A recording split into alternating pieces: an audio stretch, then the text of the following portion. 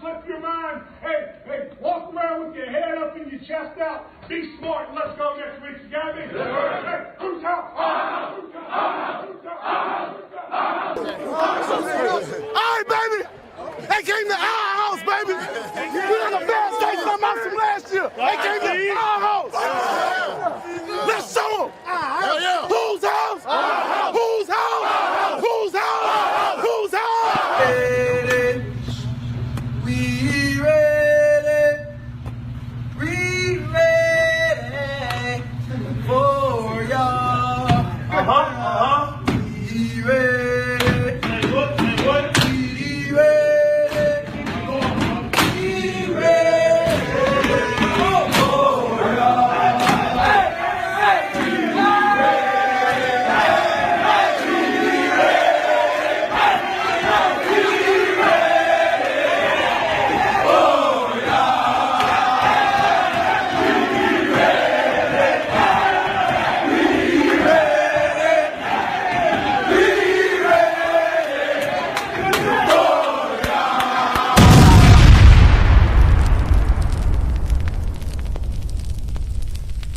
The thoughts, views, and opinions expressed by the host of this show are for entertainment purposes only.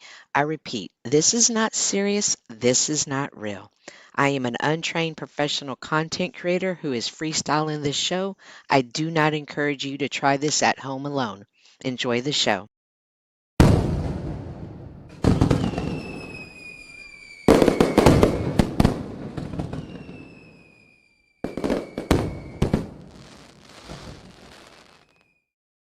What up, guys? Welcome to episode 11 of Chicas Locas. Hello. Hi, my name is Cynthia, and I am here with my co-host Yolanda. And how are you doing this evening, Chica? I'm doing great. I'm here with you to learn about mental resilience, and I look forward to the conversation. So let's go. Doesn't it come at such a unique time? If you follow me anywhere on the Panelverse, you've probably seen some things in the last 24 hours that actually demonstrated what I was speaking about tonight. And it's interesting to me because we've had this live planned for over a week, and it's always unique how everything comes together. Yeah, there's definitely synchronicities in our streams, topics. For sure. So before we get started, let's greet the chat. Hello, Leah. How are you doing? We got a fake L in the house, but hey, I hope you're doing well. I appreciate you tuning in. I hope you hit the like button as you came in. We've got Hurricane Paro. Welcome. Hope you're doing well. No, I don't. I think Bex is doing well, but I haven't seen her today. But hopefully she pops up and graces us with her presence. And then, of course, we have Namaste the F away. Hey, girl, where have you been? Because I definitely could have used some of that Namaste the F away. So, you have any thoughts tonight on being resilient, a blueprint for a resilient mind? Well, when you suggested the topic, it's not even a term that I was aware of. So once I started to look into what this was about, I was excited to talk about it. So thank you for even bringing up what mental resilience was. You know, I was first introduced to that term, resilience altogether, from Margot. Of course, if you know Margot. Hello, Wizard. And I liked it. I loved it, and I just had the opportunity to see it again.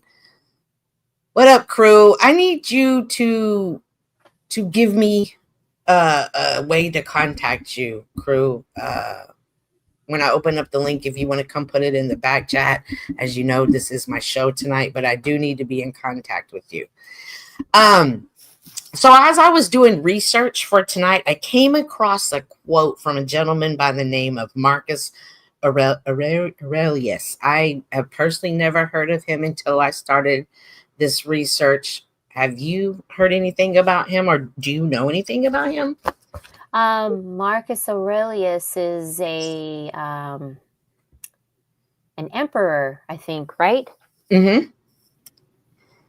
Yeah, he was considered one of the last of the 5 good emperors of Rome, which I just thought that was interesting. But he had a quote that I was really drawn to. And the quote goes, "You have power over your mind, not outside events. Realize this and you will find strength." Mm-hmm. I thought that was brilliant. Definitely fit with the topic tonight. And as I did a little bit more research, he wrote a book called Meditations, and it's a recording of notes, his private notes to himself.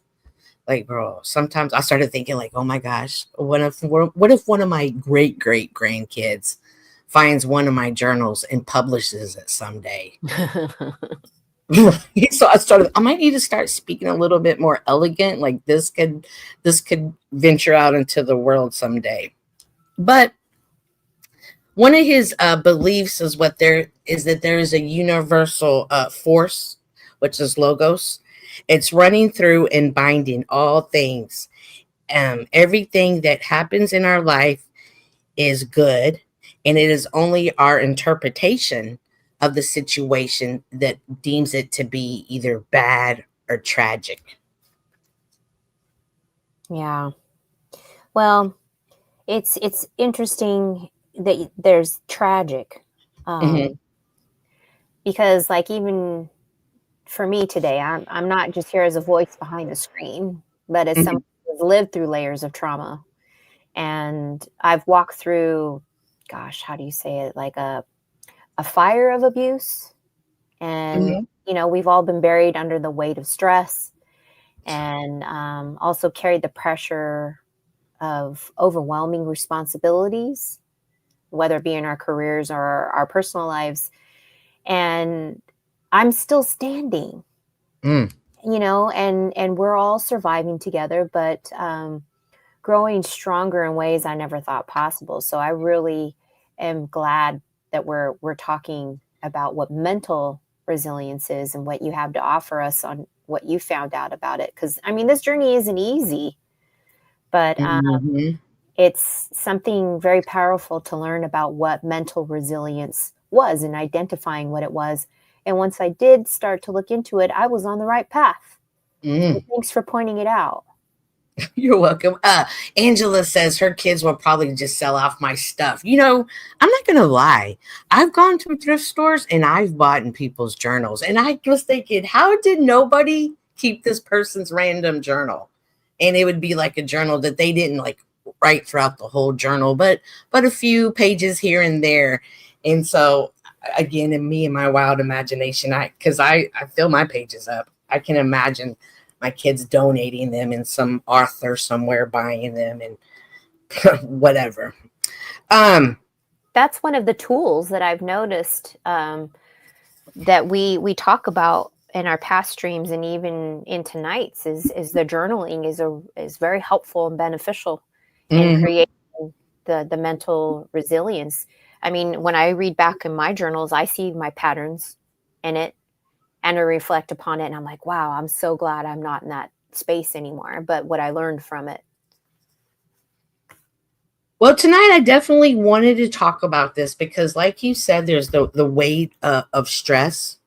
There's the weight of the world, of what it looks like in 2025 in real life, and on the social media, it can become very stressful. So tonight I wanted us to talk about what it takes to have a strong mind.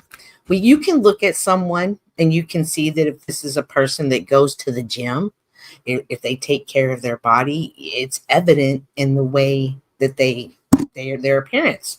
However, you can't always tell if people are exercising their mind. And so I want to just go over the importance of that tonight in some ways that you can exercise your mind. And then, of course, as always, we will open up the panel and have love to hear from the audience. What are ways you strengthen your mind, and how do you develop your strong, resilient mind. So in the study, I realized that there is something called mental toughness and something else called emotional suppression. Have you ever heard of either of those? No, come on, go ahead and break this down for me. I already like it. I was like, what? So mental toughness is the ability to face challenges, stress, and setbacks with resilience and clarity without losing your sense of self. And some of these traits will look like emotional awareness and a regulation, adaptability under pressure, confidence in decision making, and willingness to feel discomfort and still move forward. Okay, I can, as you're telling me this, I can see why that would be issues that we see in people that join panels to have conversations, and where that's not a strength for them. But continue. Well, the adaptability under pressure, I just think being a young mom, that when you have kids, when you're just trying to keep a roof over your head, there's a lot of situations that come. And it was through all of those obstacles and challenges in life, I learned to quickly adapt. Not because I wanted to be in the new place or the new environment or whatever that may have looked like, but I needed to quickly adapt in that situation, because that old situation that either I was comfortable in, familiar with, it was no longer. And somewhere along the line, I realized, and this is completely one of my my overlays right here, and that is everything is subject to change. You could have your day planned to the T. You could walk outside and have a flat tire. You could be driving to go get coffee and get pulled over. And the next thing you know, you got 5 traffic tickets. That's happened to me before. There's so many things that could happen. So you always have to be ready to adapt. For me, that was definitely one of the lessons that was able to help me most in any situation I found myself. Adaptability. Now, there's also on the other something that does look like mental strength, but it's not, and that is referred to as emotional suppression. And this is the consciousness or unconsciousness avoidance of emotional expression, often to appear strong or avoid vulnerability. And some of these traits look like bottling up feelings, avoiding emotional conversations, numbing or distracting from discomfort. And it often leads to burnout, resentment, or emotional disconnection. An example of that. Okay. Example of that would be someone who is grieving but refuses to talk about it or cry about it because they believe strong people don't show weakness. Right. They would say that would be being stoic. And don't we live in a society that is like, man, you got to get it 24 hours a day, 365 days a week. You better take no days off. Get out there and get it. That's what real winners do. Oh, yes. But I just recently saw my grandparents again, and that was one of his complaints about society. Right now, I'm laughing because he just complained about that society is so weak, that everybody's emotional, right? And that everyone's so sensitive. And I thought that was really interesting. And I asked him to break it down for me, but he was recognizing, in his opinion, what you just said, that's how society is. But, I'm also talking to a 90-year-old man that still hasn't quite gotten past his trauma in his life. So. Well, there was a side note that said suppression may look like strength on the outside, but it can quietly erode mental health from within. I like the way it said that, quietly erode. Yeah, that is kind of a powerful statement, because there's many layers to create erosion. on a person. Mhm. So I like that. And just to be clear, mental toughness is about feeling your emotions, but not being ruled by them. Whereas I think the suppression is you're ruled by your emotions, because at some point you become, you can't hold it anymore. You can't control it. It just has to come out because you're going. It's not healthy for you to withhold it in.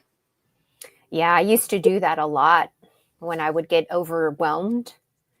Mhm. And because I had been holding so much in for such a long time, and it would take the tiniest thing, and I would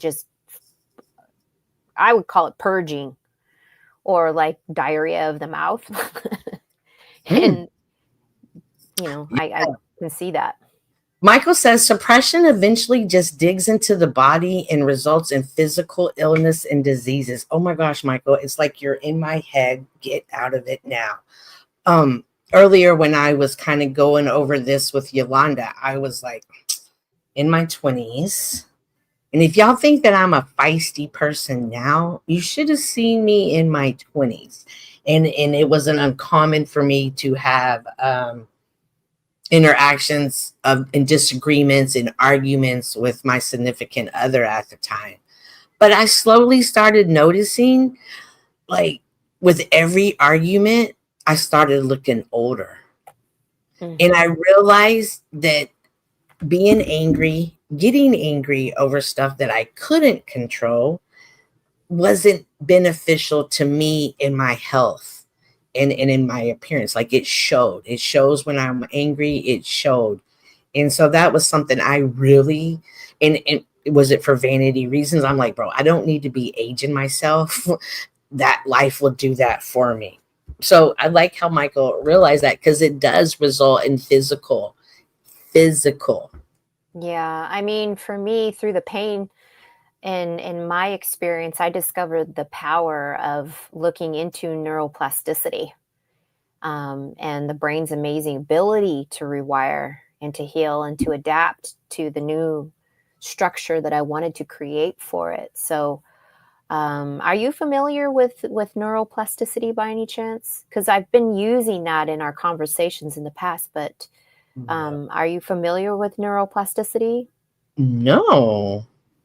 It's the brain's ability to change, adapt, and reorganize itself throughout our lives, um, based on experiences or emotions, behaviors, and thoughts, and even trauma. So, um, says once believed to be fixed after childhood, science has proven the brain remains malleable, able to form a new neural pathway and strengthen or weaken old ones, especially in response to intentional practice, learning, and healing. So, think of your brain as like a forest. Mm-hmm. The more you walk down one of the trails, Mm-hmm. like for example, like a thought, reaction, or habit, the more defined the trail becomes, right? Mm-hmm. So neuroplasticity is the process of creating new trails while letting the harmful or outdated ones fade away. Yeah. So, So, Mike, oh, go ahead. I was just going to say that's what helps to recover from trauma or PTSD, anxiety, or depression. And so the things that I learned, were new habits and skills or emotional responses to things. And then we're going to go to the toxic part, but changing and limiting myself beliefs or toxic thought patterns, and healing from physical injuries or neurological conditions.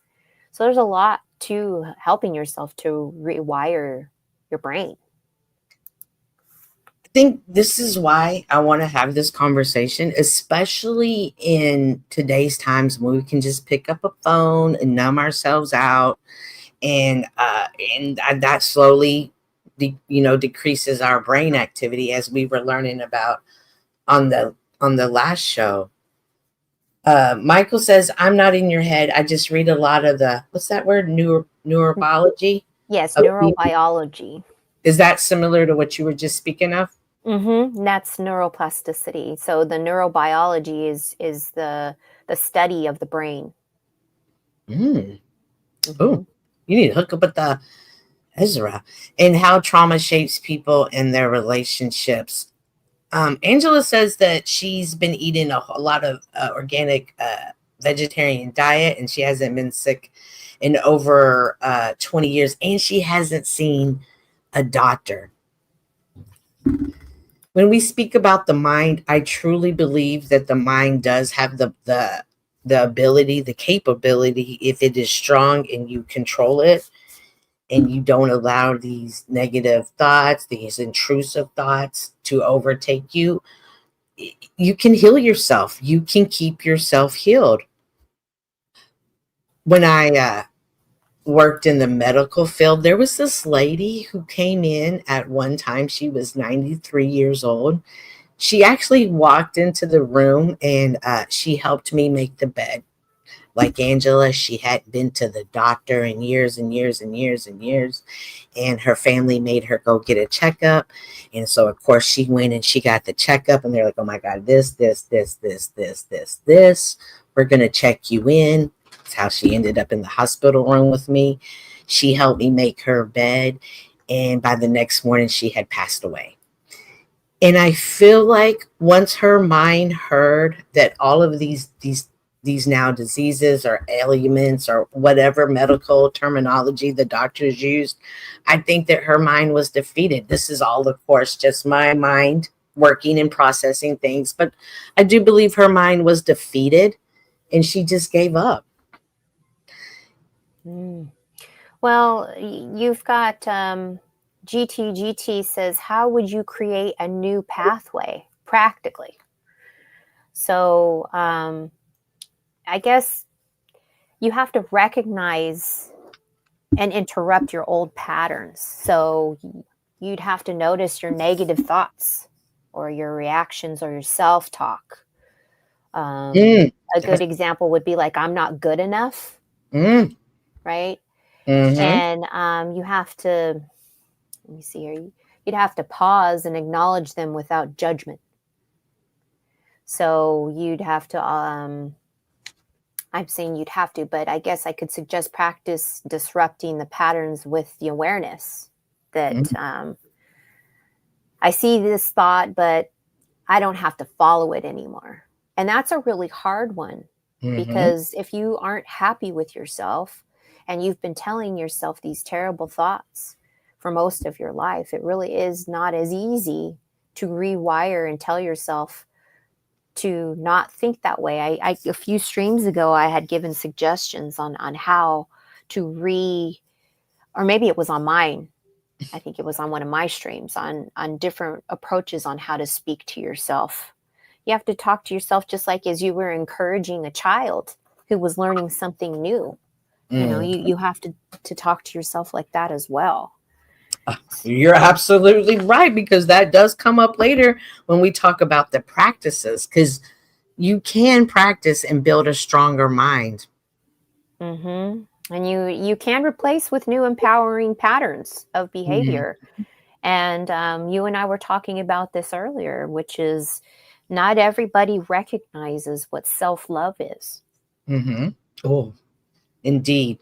So when a child doesn't have their needs met when they are young, they will internalize it as self-hate and low self-esteem. So we're going to talk about that. You guys are hitting on some really good points that I'm not sure everybody shares with or chit chats with. But so before we get to what we can do to strengthen our mind, I want us to touch real quick on the challenges.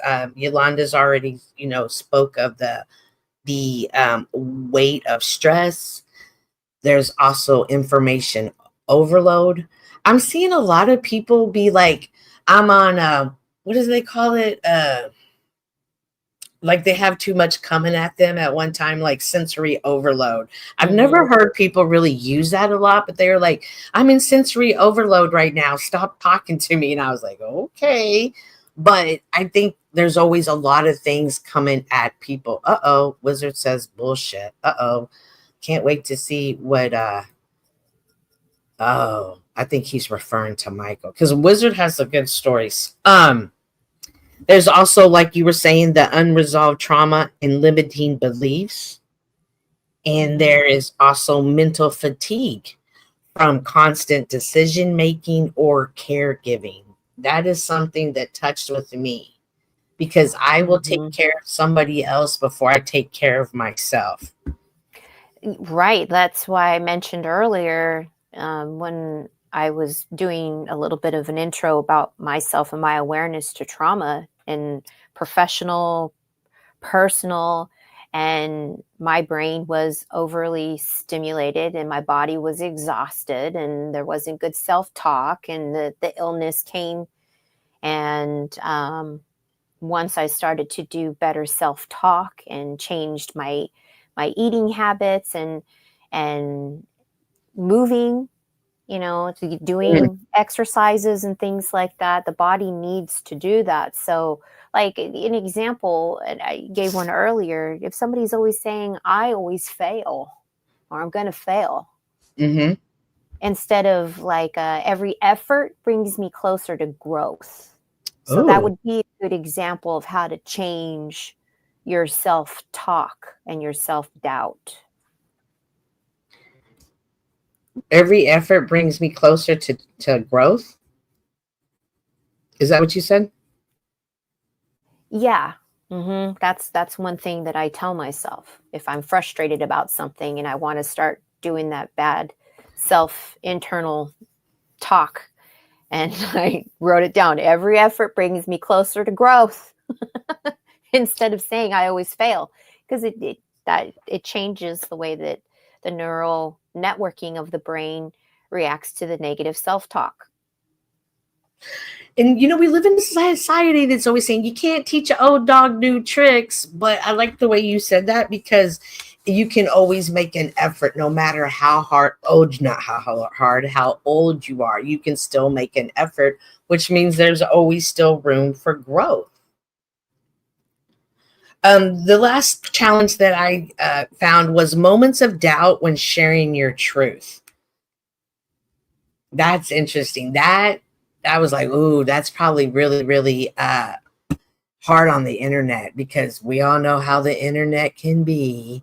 You can get up here and, just for my example, from my own personal experience, speaking about my faith, my beliefs, like I came in here sharing it thinking, oh, this is going to be great. People are going to just love to hear the Christian woman speak.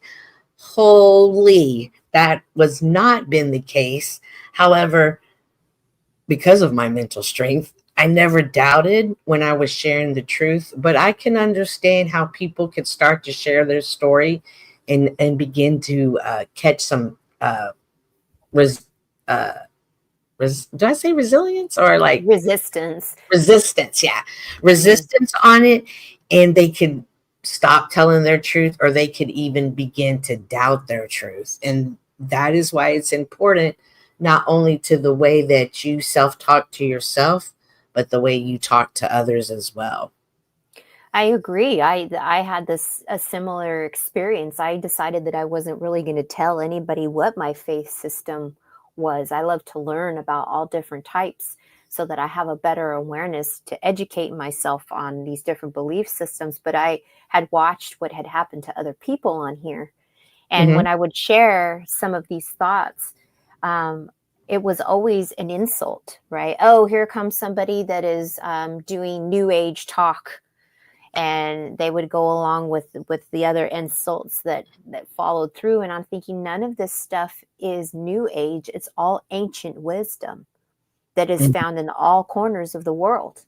And it's there for people that are doing the hard self shadow work on themselves. They'll appreciate it and they'll understand it. And it's a forever knowledge and information. And that's what I think we also battle with on here, Cynthia, is an awareness that there are people who do not see this life with spiritual eyes. So that I could see why it would be frustrating. in particular about sharing your spiritual faith with anybody here online. Michael says the issue is following is people and grow from wisdom of others, the path of light, or from hitting a rock bottom point that stagnates is more painful than the unknown. And I think sometimes people fear the unknown and they are comfortable where they're at, even if it's comfortable in trauma. It's the lesser of the two. We know this, we're comfortable, we're familiar with it. That's unknown. I don't know what's going to happen. I'm going to stay here. Well, especially if it happens to you when you're young and it stunts you in a way that you don't know the difference until somebody around you has that wisdom to share with you and helps, like reaching their hand and pulling you from the abyss into the light. And it took many of those hands reaching out for me, and I just could never see the light. I was like that scene in the Never Ending Story when Atreyu is stuck in that swamp on his horse. And did you ever watch the Never Ending Story? No. Oh, then you wouldn't know what I'm talking about. But it's a scene where he is in this swamp, and I can't remember what the swamp's name is, but that is part of the story of the swamp, is that it is this darkness and this sadness, and he's trying to tell the horse not to allow the sadness to consume him, but unfortunately it did, and the horse gets swallowed up into the darkness of this of that abyss. And I remember as a little child just bawling my eyes out, but understanding now that that is the symbolism of what we can do if we allow ourselves to get stuck in our own sorrow. That is a beautiful illustration of that. I can see that, and that made me sad just thinking that somebody can get lost in their own sadness. And I think that for me, being someone I am, like, if you're sad, become unsad. One of the things that I have always done when I was faced with trauma, issues that, like, holy shit, I just feel like, I remember there was one time in my life, like in 1 week, like 3 of the most horrible things, that, like, from a death to like the end of a relationship to medical, the worst medical news I could ever get, like, came to me in 1 week's time. And I remember after the 3rd one hit, I said to myself, I'm not getting out of bed, because the second I put my foot down, the world is going to slap me back down. So instead of just dealing with that, I'm just going to stay in bed for the next 2 days. And like, I was literally scared to leave the bed because I was like, I can't deal with anything else. But I realized I can't stay in bed forever, but it's okay to take that mental break, but you can't stay in that mental break. If that's the important part. So I want to hear what you did after that 2 days. I'm going to step away for just a moment, but I can still hear you. So I want to hear what you did after that 2 days. Well, Angela says that's why she set up her goddess bath. Oh my gosh, Angela, every time I see your bath, and if you haven't seen Angela's goddess bath, please drop your post. I saw you post it not too long ago, but she's got the bathtub with the bear claw feet, my favorite type of bathtub, but it's outside. Like, she's surrounded by trees and nature, and it's beautiful. I wish that I had that type of bath. However, I do not.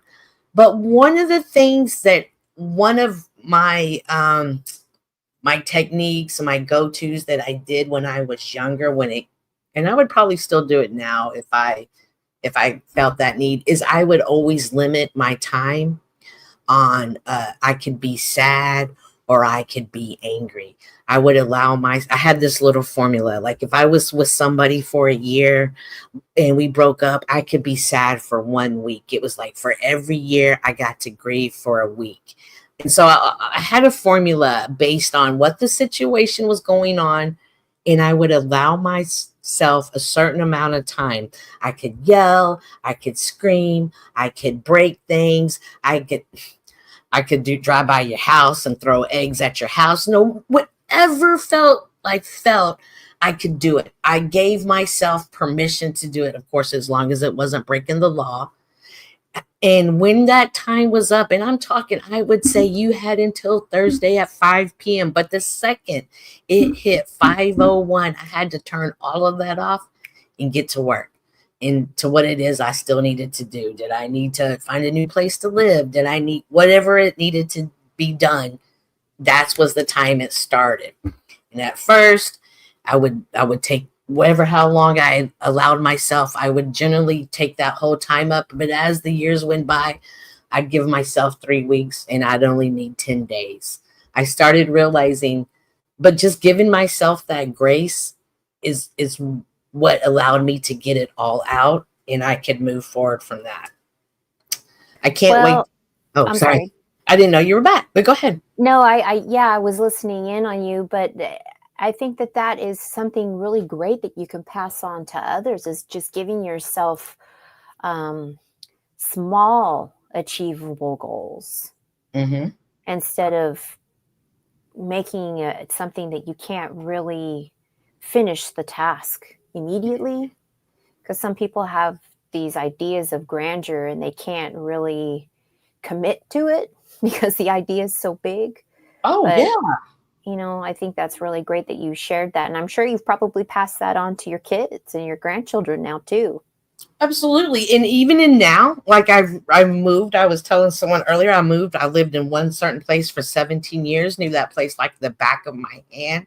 And I'm in a new location, in a new area, and I still have boxes everywhere. I've lived here 2 months now, but between working all the time, spending time with the family, and frankly, it's too hot to want to do stuff. There are just days I feel like, am I just going to live like a hoarder for the rest of my life? Like I've actually built a fort of my boxes. But that's messed up. But I was like, just have fun with it at this point. But I realized like I'm overwhelmed, but I said, okay, like just try to make it for this next hour. Like whatever you can do in this hour, clean the kitchen, unpack a box, organize the closet, set up the bath. Just you like, and after this hour is up, think about the next hour. Like there comes times when I have to break it down like that when it comes to things that I feel overwhelmed about. And I think that's like, don't put so much on yourself, break it down into smaller. But it is important to be productive. It is. And not stagnant. Absolutely. And stationary. You know, I was in that position different times in my life, and I wasn't well when I was doing things like that. And it's because I also didn't feel well, but not recognizing at the time, who the hell knows what I was internalizing in the mind. And that's why I just felt so restless and tired as well. Oh, yeah. Yeah. And again, even though it's our mind, those intrusive thoughts aren't there for your benefit. And it was important for me to identify, is this thought that I'm having, is this helping me? Is this productive? Is this a God thought? Where did this come from? And once I realized this isn't that, I immediately knew how to get that thought out of my head. In the beginning, I used to have scriptures written everywhere, and I would just start repeating a scripture that I remembered. I wasn't even thinking about it. I was just parroting. But somehow over time, my mind began to be like, oh, this isn't healthy. But you know what you can think about? Your beautiful dog.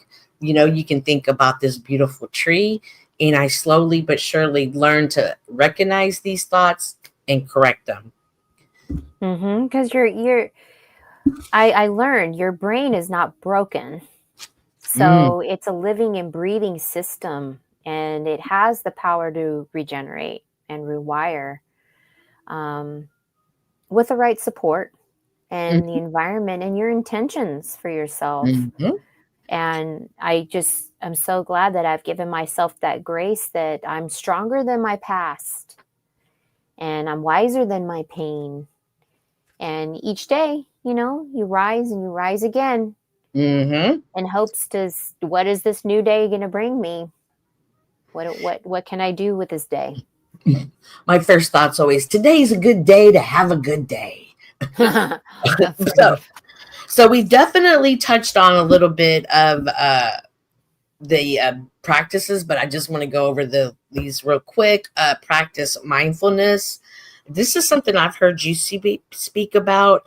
Quiet the noise, even if it's for 5 minutes a day. Quiet the noise. Mm-hmm.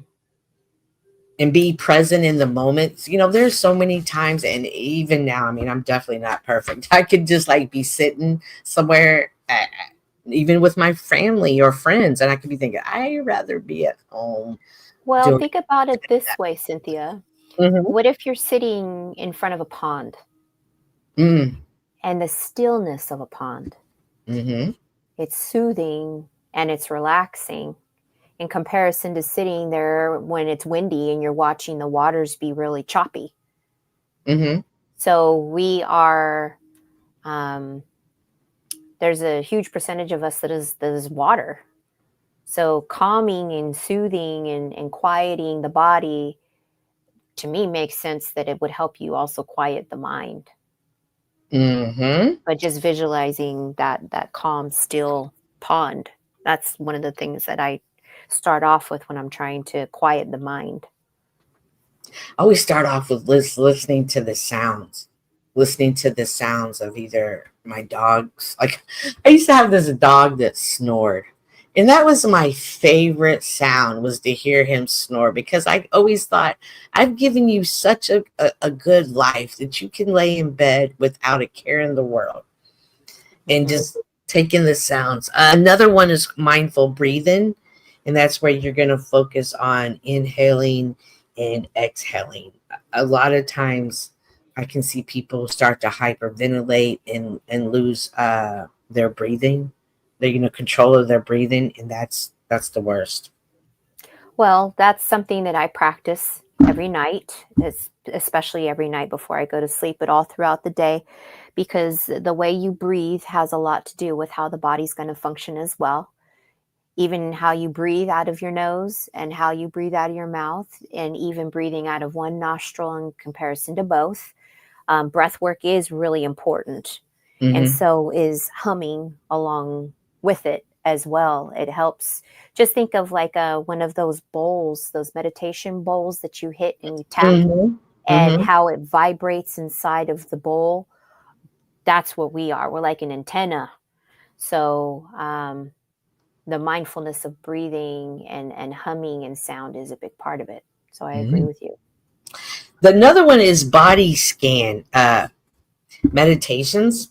And at first I was like, what is this? But as you know, I've been in a few car wrecks, and I always went to the same chiropractor because I trusted him. And he gave me a piece of paper, and he had taught me, he was like, you got to check your body every day for tightness. Don't check it for pain, because tightness always comes before the pain. And if you feel a tightness in your neck, your back, your hips, your shoulders, wherever, there were exercises to do it. But I also think about the the Tai Chis, and how they're so slow, but they make sure to move every single muscle in their body, and how to like move my toes and really just go internally there in that space of your body. Yes, because the lymphatic system can get filled up with toxins. So Tai Chi helps the fluid and the energy move properly through the body. That's also what acupuncture is about. Yeah, I don't know about those needles. They also have listed mindful walking. Well, with the dogs, of course, the girls need to go for their walks, but that is something like listening to nature, listening to the rustles of the trees, the leaves blowing. All of that brings about a certain calmness anytime I take a walk. I enjoy doing my walks like that. I did a practice stream one day doing my walk, and I was watching it back, and I was like, yep, it's those trees and the wind blowing in those trees, and moving the body and feeling that warm air embrace me like a hug. It's important to move the body and not stay stationary.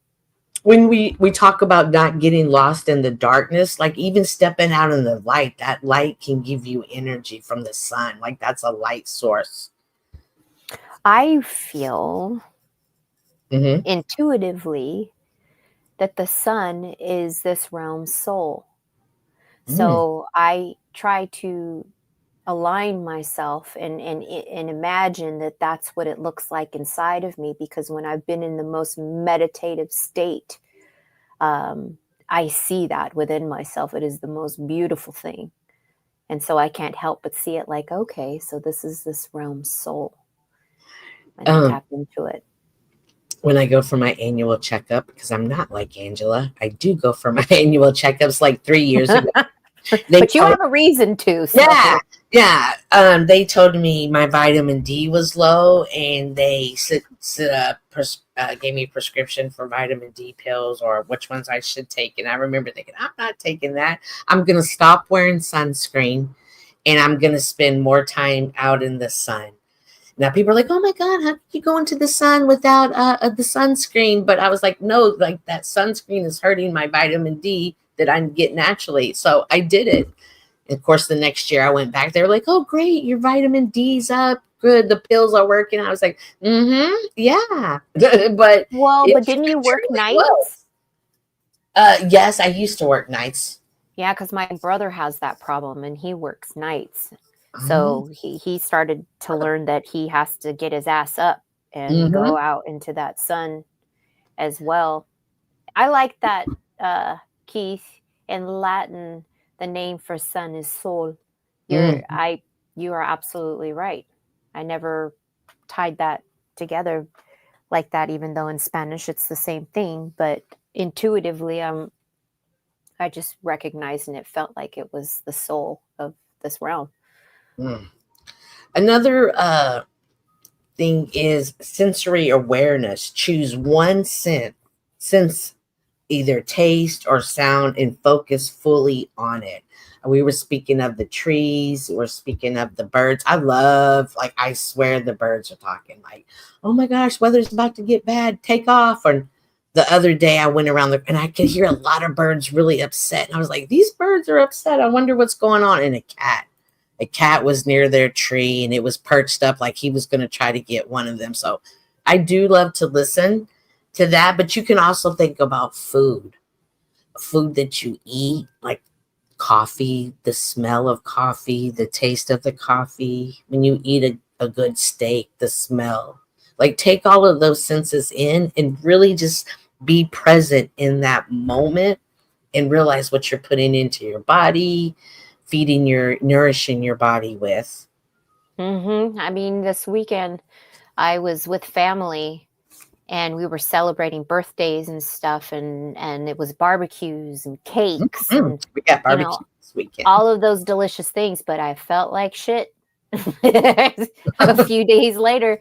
And so today is Wednesday, and I'm all about the salads, and fasting to get what nonsense I had put into my body.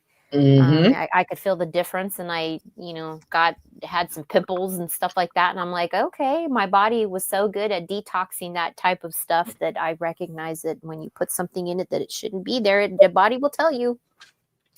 Well, I'm preparing my body because on July 4th, the barbecue place is open for all you can eat ribs. So I'm preparing for us to have a good old time this Friday. And the last practice that I came across was journaling. As I spoken earlier, journal. I have 2 suitcases full of my journals. I started journaling in 2021? 2011. I forget. When did I think it was 2021. When did September 11th happen? Was it 2021?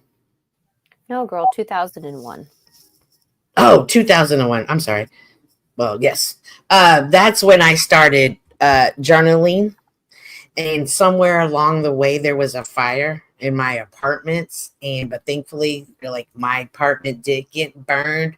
But when that happened, when that happened, I bought suitcases, vintage suitcases, and I put all my journals in there. So in case there's another fire, I can just grab the 2 suitcases, because even though I write in them and don't review them, I do plan to go back towards the end of my life and talk and read them with my grandchildren and talk about everything.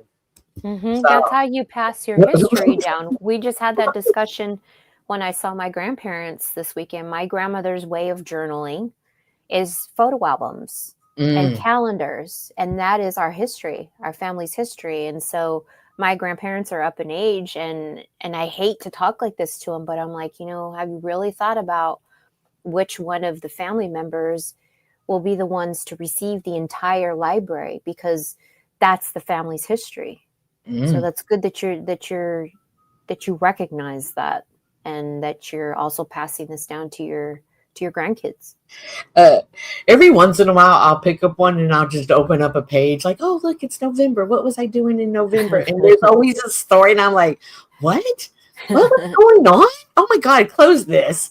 And so it is interesting. So for what I hope we were able to convey here tonight is that it's not about silencing your thoughts, but observing them, and with a curiosity and compassion. Compassion for yourselves as well as compassion for others. However, if you don't understand how to love on yourself, how to have compassion for yourself, I'm not sure you could show that could come outwardly of you.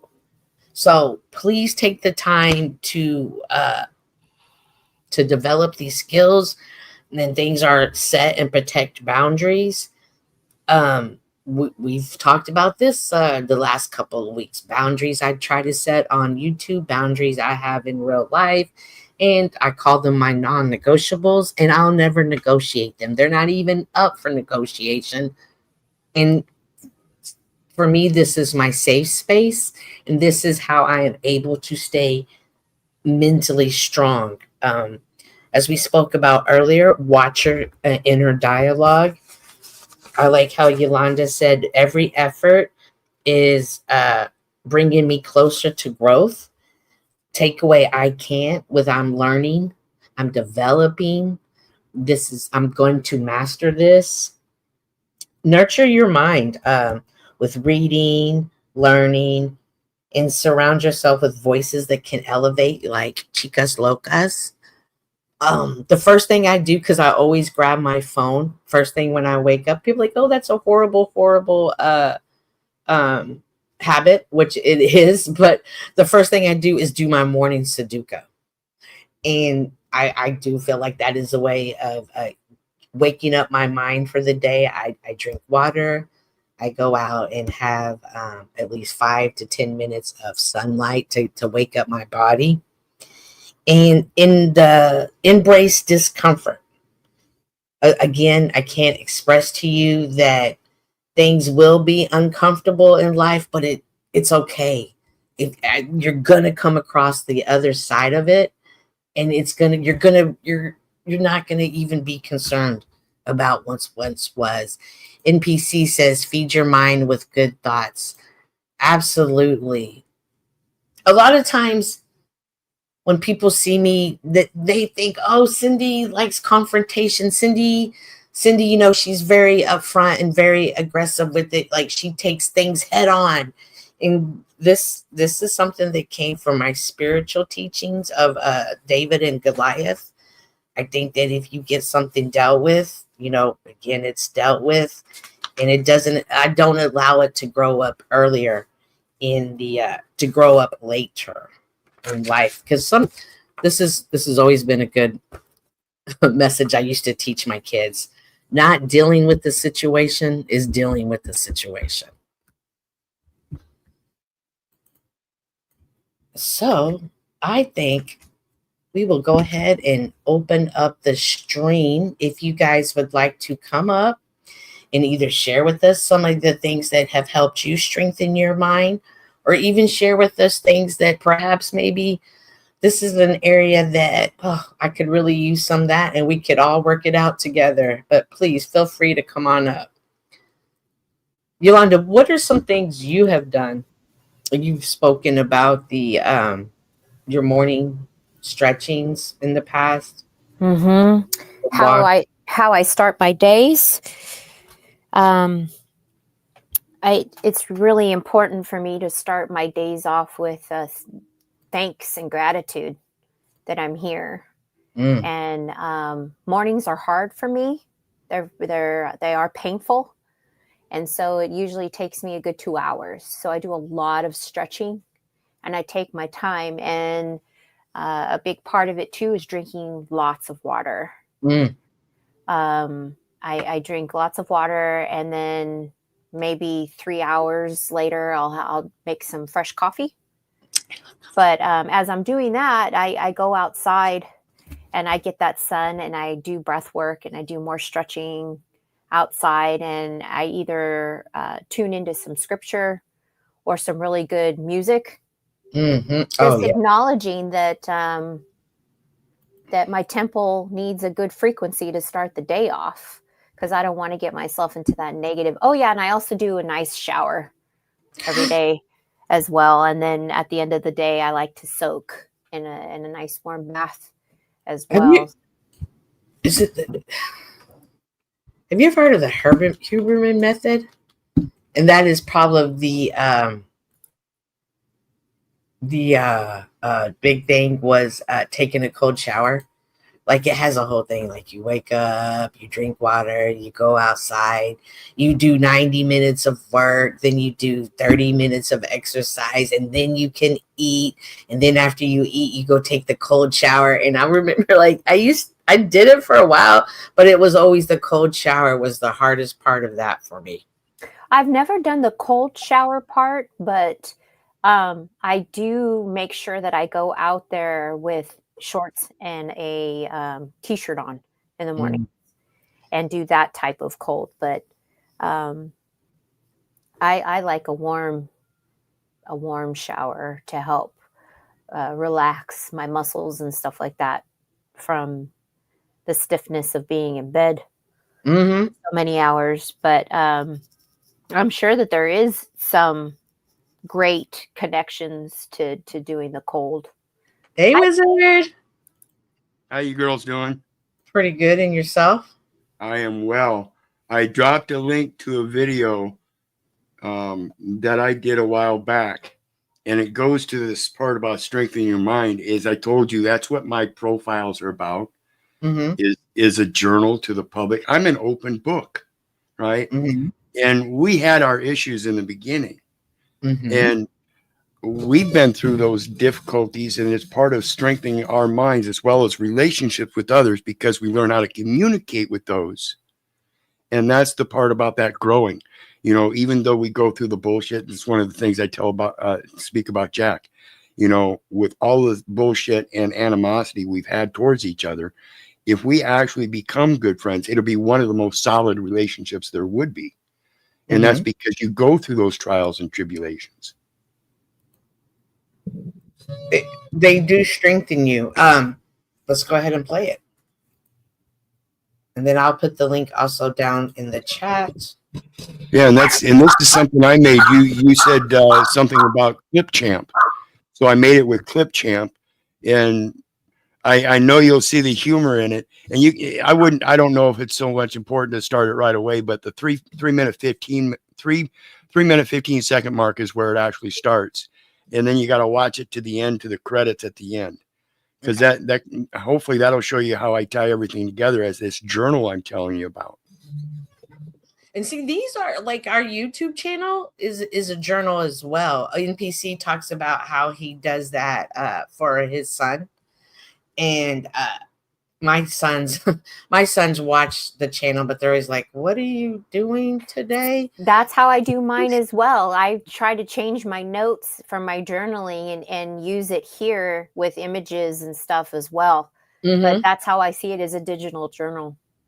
But I want people to, because like I think even though, yes, obviously our children will see it, but there are others that are going to wonder, what was life like in 2025? You know, what struggles were they going through? A lot of times we can tend to look back at the past and romanticize it, but I'm quite sure there were these same type of issues going on then, if not more so than there is now. Oh yeah, it's part of the socialism of society, and even further back than just 2025. You know, what were we doing then? Back in 2015, I was already doing videos regularly. It just wasn't. They didn't have panels back then. So as the technology changes, so does that quote journal. And you know, this is part of it. Is, you know, my part of the story on this internet. A lot of people see what's not in that journal because of my activities and my angry old man stuff on the panels.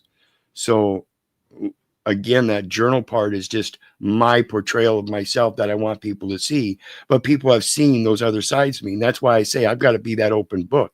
So again, hopefully people see that growth that we're talking about, because I hope I imbue that in my life, and people see that. Well, I'd like to say too, Keith, I recognize your growth, but I'm also not in a position that I want to be one of those people that wants to stay stuck in the past and keep on holding you accountable for past actions. I'd rather see, hold on to the growth and look forward to more growth in all of us, because Absolutely. I don't need to stay stuck in that past. A lot of people get stuck there. Yep. Yeah, I've said many times it's saddening to see our younger generations walking out of high school and not picking up another book. Absolutely. And I like that. Yeah. I think I like when you were talking, like, so many people get stuck in the past. Like, so one day we're going to need to talk about the art of letting go.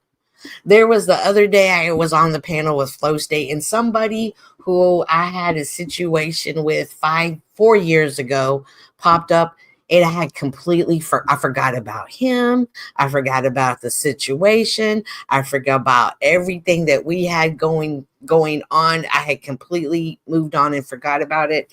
And he remembered every single piece of it. And I thought, wow, bro, you need to let it go. You know, the hardest part about grieving the loss of a loved one is not one that passes on, but one that remains alive. See, you're absolutely right. And what I learned a long time ago is it's okay to love somebody from a distance. And just because you're not in their life every day does not mean I still can't pray for them. Doesn't mean I still can't speak good of them. And I think sometimes when people think of love, they think you have to be in my presence. I have to be able to talk to you anytime I want, and that it's okay to love people from afar. But learn to recognize when something's not good for you and let it go. Like, release it and let it go where it needs to go.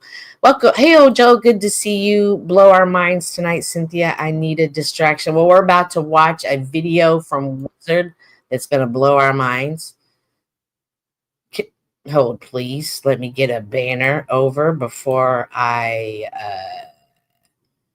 Can I get a mic check, Chica? Hola. Oh my gosh, it's the Robexicita. I didn't know, because they be coming up here like my friends. They be coming up here acting like they're my friends, and the next thing I know, I'm looking up nasty parts. Welcome, Bex. How are you today? I'm good. Happy to see you. Thank you. Happy to see you as well. Good to see you all on panel and in chat.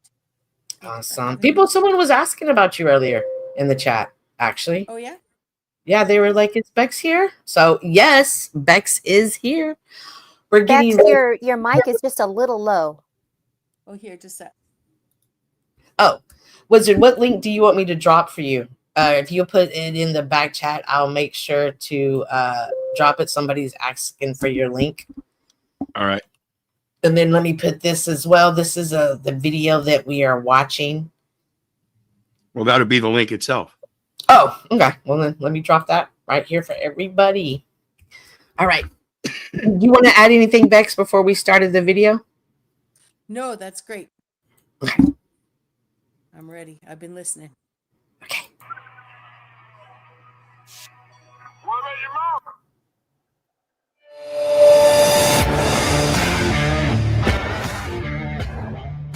That does look like you, bro.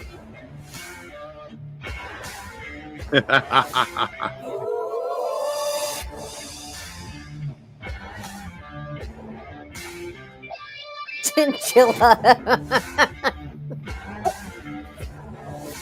100 people will watch because it's you people talking. I talk, thousands watch. You talk, 100 watch. I'm sorry, I didn't realize I was up here. I was backstage restreaming. Fuck slaves, I do thousands of hours of broadcasting a year. You fuck slaves come on for 20 minutes to an hour every few days. Stop comparing us.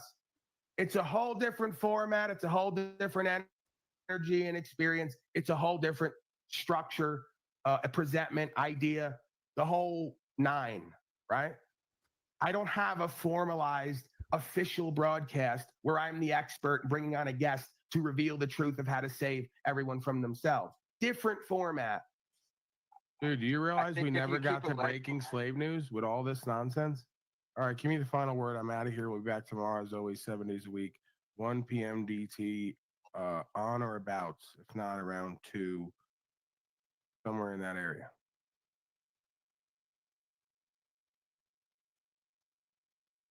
Look at you, wizard. And remember, this silent bit on bit was one of the best bits there's ever been, and it had that man smiling and laughing like a little boy.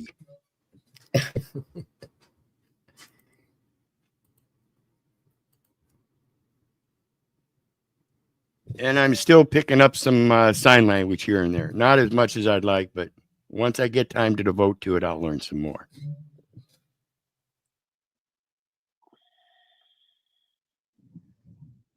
It's a bit.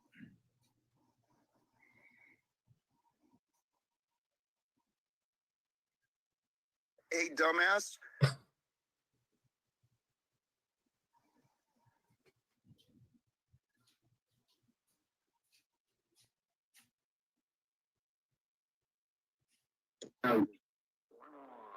Cage. Was that Cage? Nope, not Cage. Oh.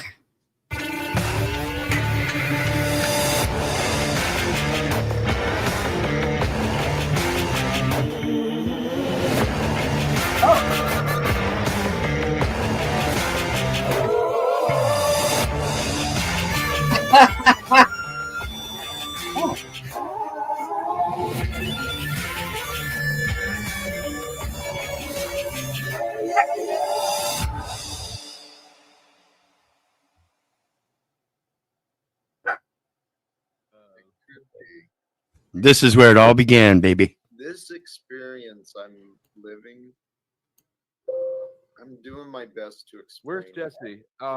Jesse's gone. I wanted him to see baby Hitler over here and see how he thinks about him. Jesse's gone. Why are they calling you baby Hitler? Who do you think is baby Hitler? Take one guess of the people on the panel. Oh, God.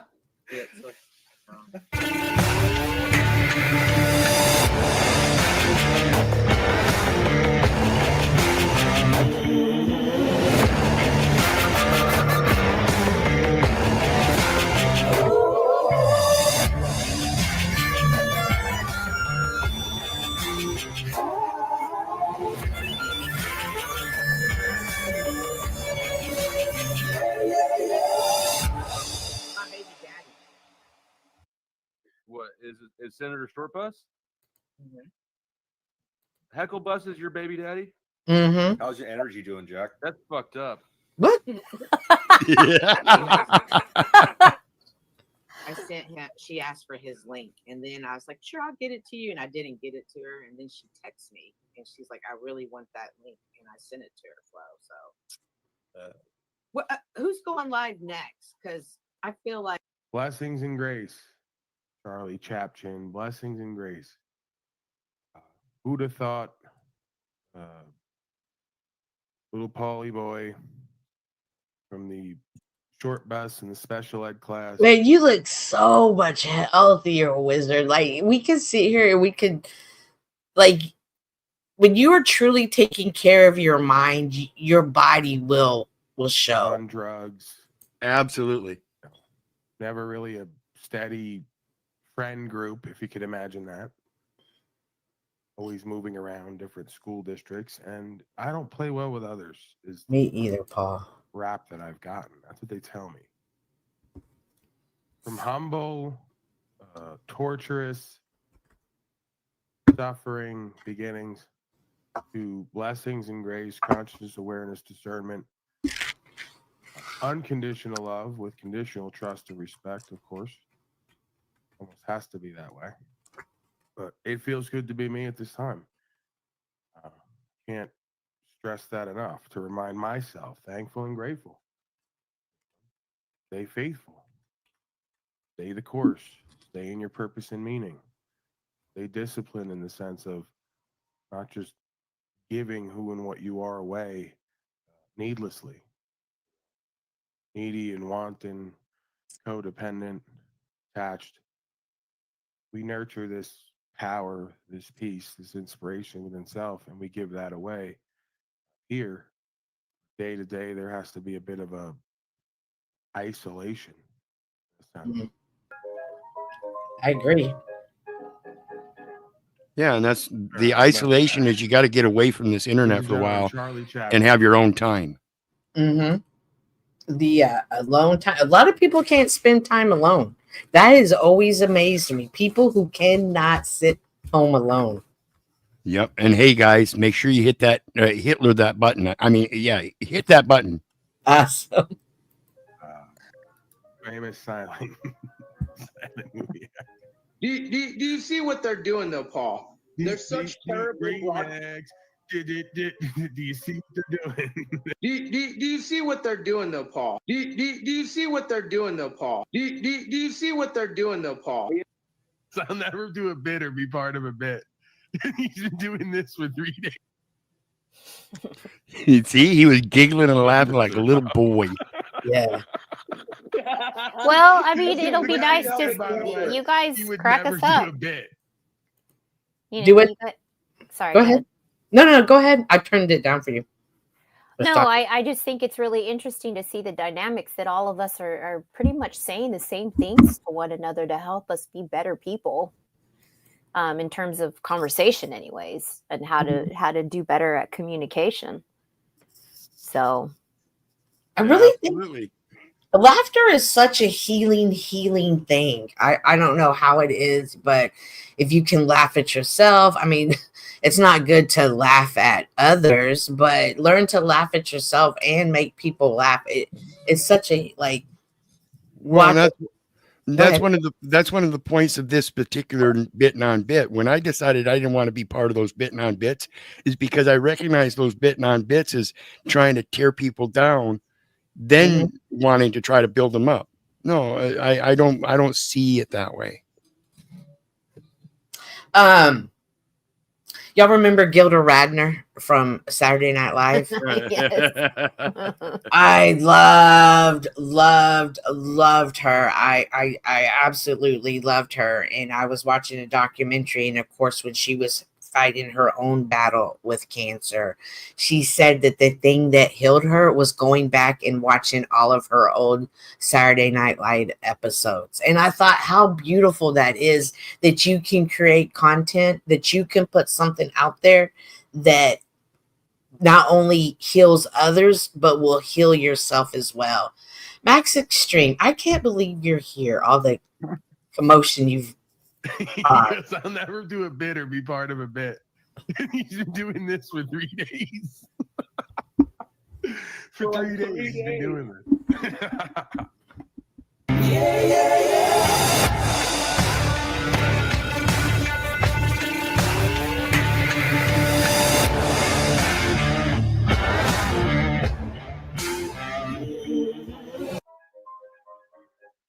B-Dog was asking how the adoption process works. I want to go ahead and put it on pause for a second. See how that works? Snafu's about to get adopted. Good Lord. Wow. Well, that's kind of interesting that you laid, that's where you ended, because Bex is up here, and Bex has been such a great source of laughter for all of us. It's been so healing to have Bex's laughter and her sense of humor around. I'm thankful for that. Well, yeah, you're an actual comedian that's been on stage, haven't you, Bex? Yeah. Yes, I have. Yes, Yeah. yes. Yeah. Yeah. And it's a lot of fun. And I appreciate you showing those clips, and I'm not out here cupcaking in any way, but I'll be consistent and in the praise that I have. Like playing that clip, Wiz, reminds me of how much fun that panel was. Yes. Right. Like the calm, as much as the audience, could go around from all the lineup at that time and be in places thinking that whatever the audience was perceiving, that room is one of the calmest rooms out here to sit in. It's fun. It's just fun. It's one of the funnest. So for me, again, we all have subjective experiences. I'm probably going to be accused of towing an agenda, being a cult member. Yeah, not by me, because I have to agree with you. Why do you think I was up on that panel so fucking long? Yeah. Yeah. So good on you. Great example of showing, sort of that rewiring that, as a group, right? That plasticity, that ability to, that resilience that we're talking Yeah. about. Yeah. Resilience means to rebound. And so what it implies is that you lost a bond and now you're going back to that bond. Mm-hmm. I like looking back at the past because it also shows you how far you've grown, how much you've grown. Well, it's even interesting looking back at that time with those panels, and I guess in comparison to now, what Paul does with his channel is that it's him. So you even see the growth and awareness of different things that he shared with people in comparison to what he is now. Mm-hmm. And how that toxic, all that arguing that was going on for a while wasn't well for him, but particularly not well for the audience either, because it's a ripple effect of behavior amongst all of us. So if there is the humor, if there is the positivity too, that helps to balance things out. But day after day after day of that is not good for anybody. Yeah, and that was part of the reason why I told him I wasn't going to be a part of that bit on bit. I'm already in bad health. I already know I'm an angry old man. I already understand it's because of a mental condition as well as my health condition. And so in order to help me overcome it, I have to stick to certain goals. And that's absolutely against one of my main goals, is do unto others as you would have them do unto you. If I need any tearing down, it should be done in a manner that's a little bit more pleasant and not so damn fucking hostile. Excuse my language. And that's a big awareness coming from you too, Keith. Okay, let's get back. Yeah, the guy that boasts about walking around with a shovel. No, I remember did you walk around with a bag on your head? I remember something. What was it? There was a time where I decided I was going to be antisocial because I dislike people so much that if I really had to go out to the mall or something out in public in a mass place, I would take an empty sack with me and I would just open that sack in public and I would talk to it. And people would do this. They would go around me. Yeah. When my sons were in middle school, I used to take them to the mall and push them out of the car and make them go to the movies by themselves or go out to eat by themselves. Like I was like, you have got to learn to be by yourself. What does it say? Wizard is kind of straight out of darkness. I love it. That's great. Oh, do I have this up here? Please. No. Yeah, who in the back? Moose.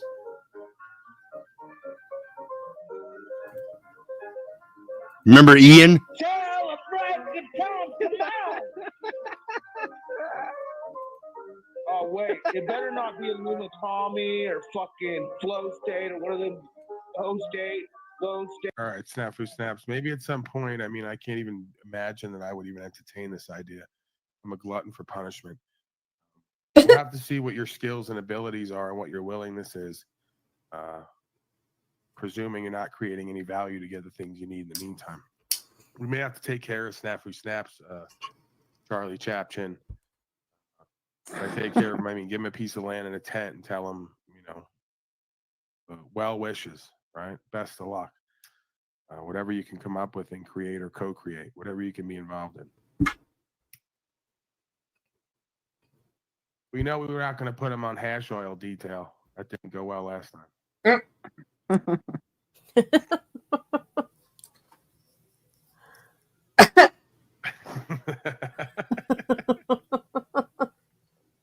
It's good to see him laugh. It is. It's healing. Yeah.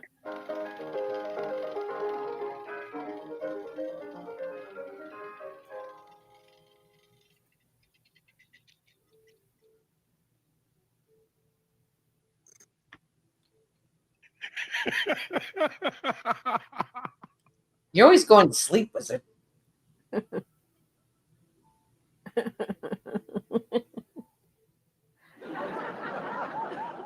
That's back when I was still sitting on the couch with cancer.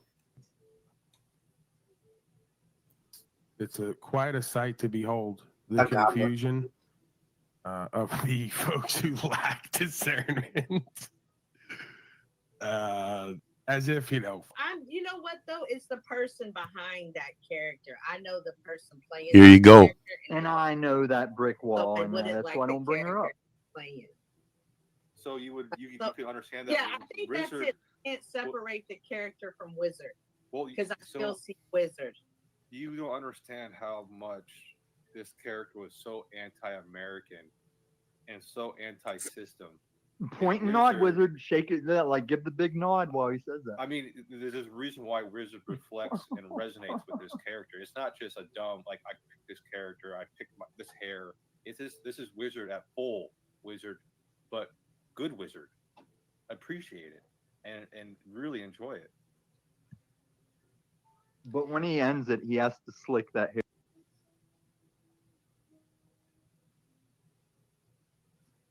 Oh, look, I'm even in that chat that day. So that's on Jack's stream. Okay.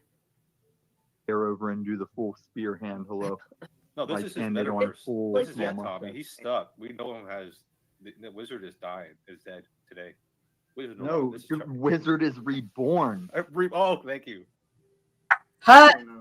But if you start off a cartoon character, you end up a cartoon character. That's what he wants. See, I acknowledged it for what it was. I just distasted. Like I don't. And you embrace change. And I don't like it, and so I'm not gonna like any other character he plays. And that's why I don't let you up, Cynthia. You got it now. Tell me See what progress Wizard is facilitating? In my next video, you're gonna be in the streets. I can't stand Tommy. Yeah, he's kind of an idiot. I'm calling shots when he screams. Just remember that.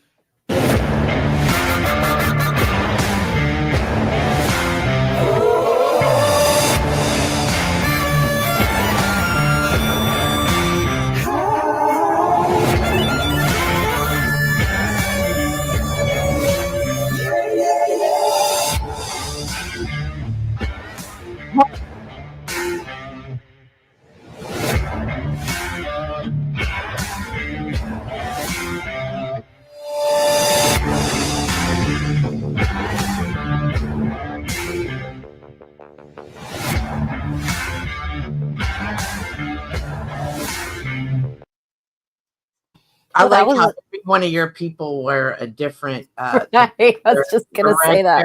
Sound stage, like every one of your characters had a role to play.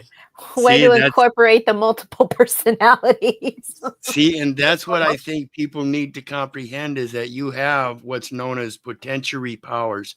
In the political realm, they call it plenipotentiary. In other words, you're able to take care of all of your own tasks. You can be your own producer. You can be your own director. You can be your own soundstage. You can be your own actors.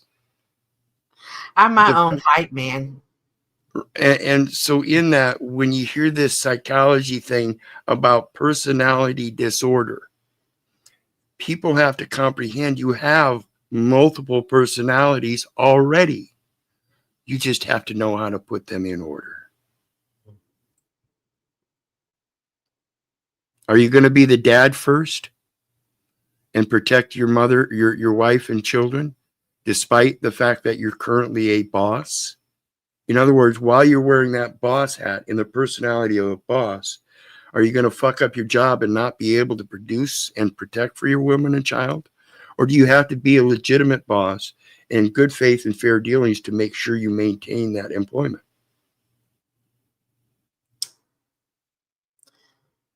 Mm-hmm. The situation I have is like sometimes people get lost in being that other character. They don't know how to turn it off. And for me, in my experience on YouTube in particularly, that's the hardest thing is I meet people who have a lot of different characters, and me being me, it throws me off balance. I don't know how to deal with multiple characters in one person. And that's why it's so hard to deal with police. It's the same situation there. Do you think they really have a high degree for being a cop and wearing that policeman uniform and hat if at the end of the day, the base principle and foundation is that he still has to protect and provide? His job as an officer isn't as a boss. It's to make as much as he can, and he's got easy targets to do so. One of my former boss's husband was a police officer, and there was a day when all of the women, we were all going at it, and he came in to help supposedly equalize it, but he came in as a cop and like an enforcement. And I recognized that, and I asked him, why we don't need you to be here to enforce us. If you want to come here and be a different point of view as a man, I can appreciate that, but I'm not asking to be arrested. And I said, what happens to you in your mind when you go into that mode? And he had said to me, we're trained to not trust anybody. I don't see you as a person, and I don't trust you. And as soon as he said that to me, I made sure to disengage and I left. Because I don't want to be having a conversation with somebody that is practically telling me that they are mind swiped and they go into a different mode like that. Then I'm not really dealing with somebody at a capacity that is going to be beneficial to me. Yeah, that's a dismissal of the good faith and fair dealings I was talking about. And that's the principle I base every relationship I have on. If I can't see that you're doing things in good faith and fair dealings, I don't want anything to do with you. I guess we lost Specs. Bye, Bex. I hope you're okay. People really go into those characters for we hear about actors who go into it. And I think this is a great defense mechanism. I mean, but however, I think it can also be harmful to oneself if they don't balance themselves back out. Well, let's use these celebrities as an example. When Britney Spears did her thing, when she shaved her head, like when Amanda Bynes got arrested and showed up into court with those wigs and sunglasses and stuff, you could see those people really suffering in their mind on who they really were. Mm-hmm. We were crashing out.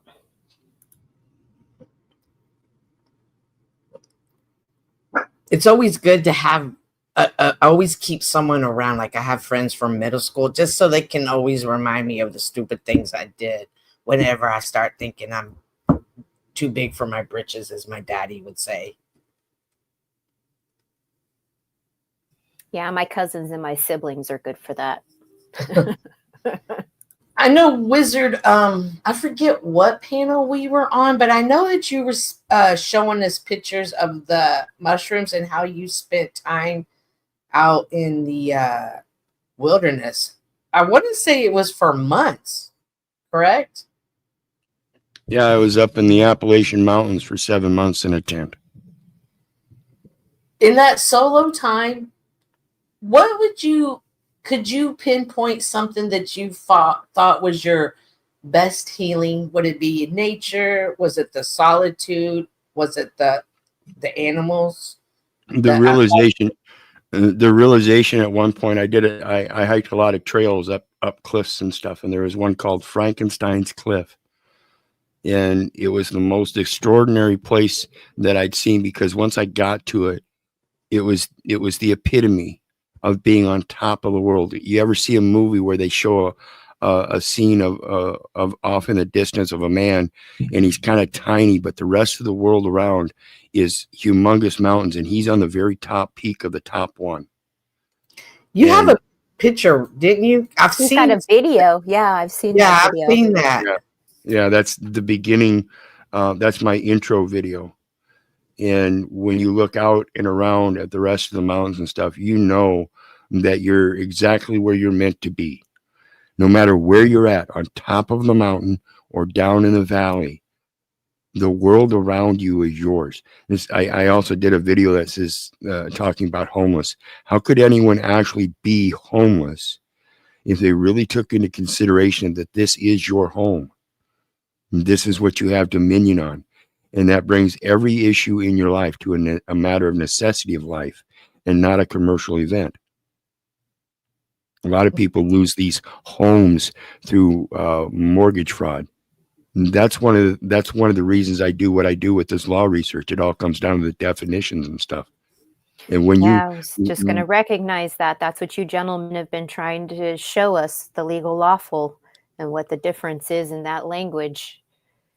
Yeah, and when you get on top of the world like that, there's no one else that can change the definition of who or what you are.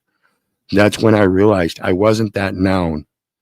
I wasn't the man on the very top of the peak. I was a living soul, and I was up there breathing some of the best air you could have, and realizing how important I was, even in my minuscule part, to this world, because it's made for me. It's made for you. That's what the dominion is about. It was specifically made for mankind. What changes in coming back from living alone in isolation for 7 months? What changes did you notice in yourself, and what changes did your partner notice in you? And were they the same? I had always looked at myself as one that would stand up to the law, but notice again, I had 93 cases, so I didn't do a very good fucking job. My last case was done and over with, and I'd served the sentence and everything and walked away from everything and told them to come get me. You know, that's when they had that protection order out on me. And when I got back to town and found out they'd renewed the protection order, you know, that was after the point of reaching Frankenstein's Cliff and realizing I can't let anybody define me anymore. And that's when I don't stand down from anybody anymore, period. I feel you. But I like that. Don't let others define who you are. And if they do, don't believe them. And the changes that your significant other saw in you? She just like a lot of people on this internet saw the angry old man. She saw that angry old man, but now she saw the purpose behind the anger.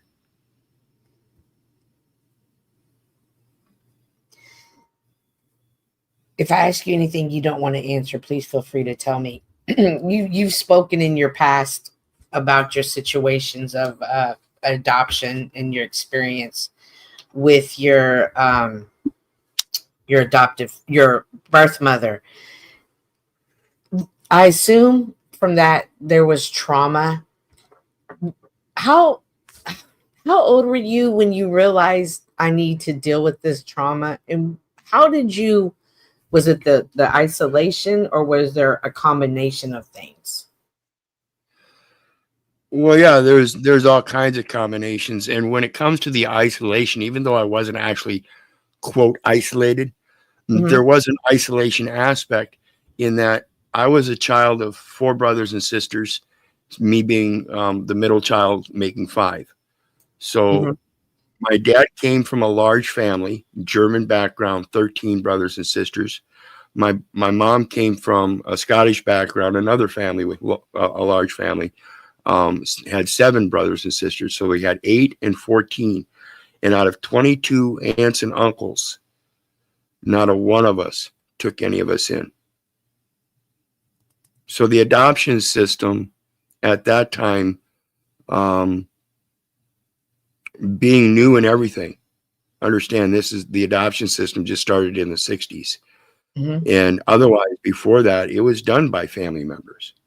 But now that it's something that was provided by the state, people feel obliged to go ahead and let that responsibility ride on the state, because even taking in your brother's children taxes you even more than what you already are. So it's not likely that people do that. And this is the failure of this Christian church. When I turned 15 and I realized all of this, and came to that realization, wait a minute, why didn't one of my aunts and uncles adopt us? And it just, that's one of the main profound reasons why I do everything I'm doing. I've spent my entire life telling people, fuck you, you ain't my daddy. Somehow, something in my heart was telling me something's better. There's something wrong here. Don't do it, whatever it was.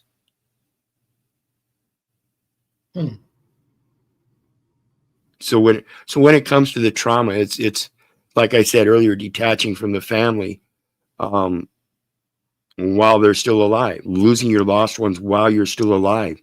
That's one of the hardest parts. And that's the destruction of that spiritual part of the child.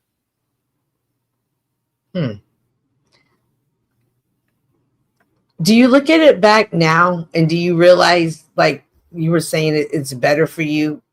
Do you think that, are you proud of the man you are and realize that journey brought you here? Absolutely.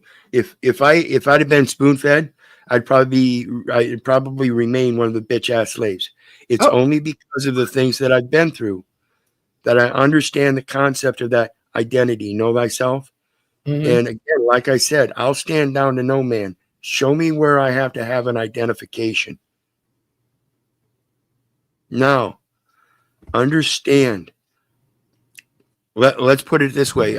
As it relates to roots, Kunta Kinte and Toby, Kunta Kinte wouldn't take on that name Toby. Right. So it's an interesting aspect, and Joe Cool might come up on this. He was on the panel the other night, last night or the night before, when I was talking about it. Was the N-word, hard R or not, culturally appropriated by Black people? And understand, I ask this because wasn't the white people the ones that created the word and then started calling them that? Isn't that the noun that they started using for those people? Like I said, I'm not the noun. That's why I don't let anybody bother me with their ad hominems. I understand I am the adjective, the living soul. So they can talk about my character all they want.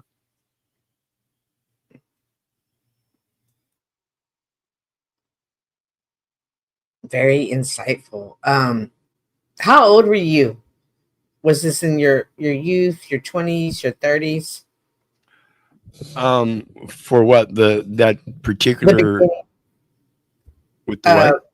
The isolation and just the beginning of realizing that you need to that nobody's going to define you.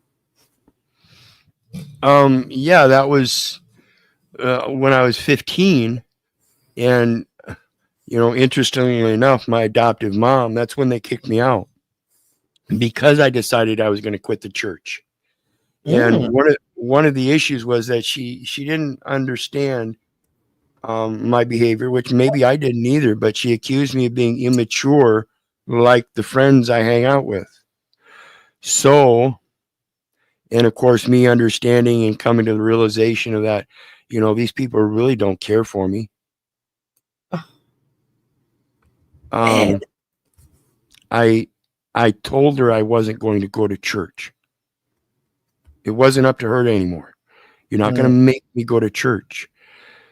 Particularly when the people that you want me not to hang around with are the ones that I'm going to be going to church with. And she says, oh, yeah, you will go to church. And I chuckled and said, no, I won't. She smacked me. When she raised her hand to smack me again, I tackled her. I've already been through enough abuse. As a woman that says you love me and you're going to sit there and smack me around just like they did? No, you don't love me. You love the ability to raise a child up and have other people look at you and say you did a good job. And understand, folks, the reason they adopted us, me and my two younger sisters, was because they were told that they couldn't have children by a doctor that took a Hippocratic oath to Apollo and the Greek gods. And I'll be damned if God didn't say otherwise and gave them a child just shortly after they adopted us three without adopting my two older brother and sister. So my family was still isolated. Is your family close now? Like your siblings? Are y'all close now? Not at all. I haven't. My family disowned me shortly before my last court case because they thought I went nuts. I told them I wasn't going to stand down anymore. I told them I'm going to do this. And that's when my mom looked at me and said, Keith, the police are your authority.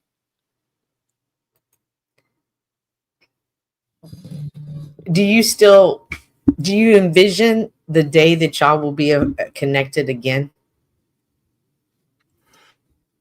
Well, interestingly enough, I've always reached out and sent them little messages on birthdays and stuff, you know, happy birthday. No other holiday, but just their birthday. I would, you know, let them know I remember and, you know, that's it. Well, my sister contacted me. My brother is doing life in prison in California for double murder. And he wants to write back here to us consistently. I haven't communicated with him in 30 years because I understood he's not what I want, even as a brother. I can't blame him for it, but I can't fix him either. So I have to accept him for what he is, and I can't accept him in my life, particularly if he's sitting in prison for murder. You know, I really don't want anything to do with him.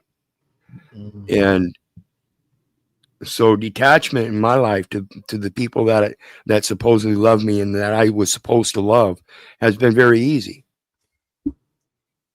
The hardest one was my son, obviously, you know.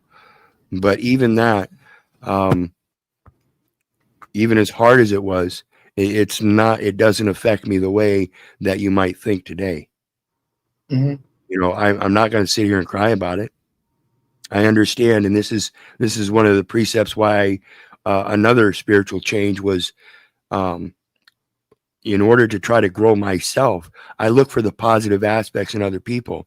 And there was a time that I understood, like going to the mall and looking into a sack, I was not satisfied.